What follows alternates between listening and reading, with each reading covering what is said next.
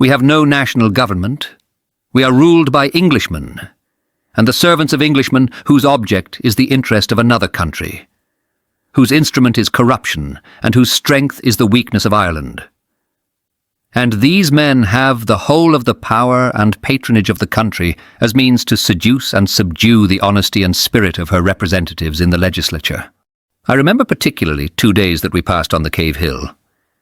On the first, Russell, Neilson, Sims, McCracken, and 1 or 2 more of us on the summit of McCart's fort took a solemn obligation, which I think I may say I have, on my part, endeavoured to fulfil, never to desist in our efforts, until we had subverted the authority of England over our country and asserted our independence.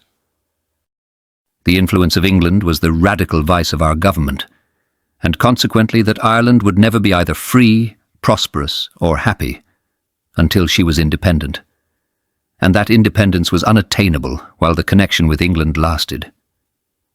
To subvert the tyranny of our execrable government, to break the connection with England, the never-failing source of all our political evils, and to assert the independence of my country, these were my objects. To unite the whole people of Ireland, to abolish the memory of all past dissension, and to substitute the common name of Irishman in place of the denominations of Protestant, Catholic, and Dissenter, these were my means. Our independence must be had at all hazards. If the men of property will not support us, they must fall.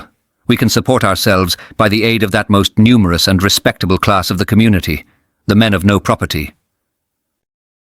Well, England has not had such an escape since the Spanish Armada, and that expedition, like ours, was defeated by the weather.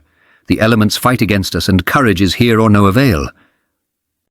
From my earliest youth, I have regarded the connection between Great Britain and Ireland as the curse of the Irish nation, and felt convinced that, whilst it lasted, this country could never be free nor happy.